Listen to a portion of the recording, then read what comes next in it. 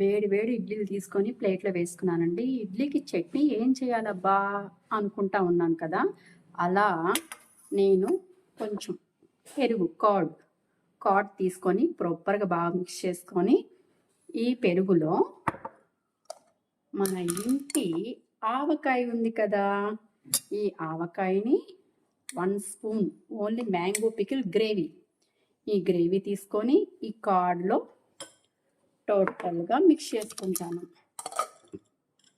ఈ కార్డ్లో టోటల్గా మిక్స్ చేసుకోవాలి.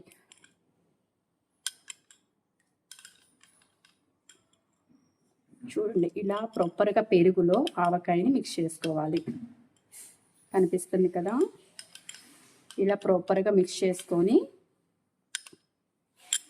ఇడ్లీని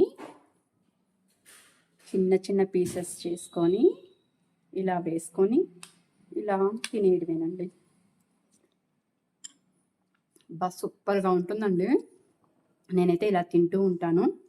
మీకు ఏమైనా నచ్చితే నా video like, share, comment, subscribe. మీరు ఎవరైనా ట్రై చేస్తారని చెప్తున్నాను. ఇది ఇలా జట్ చేసుకొని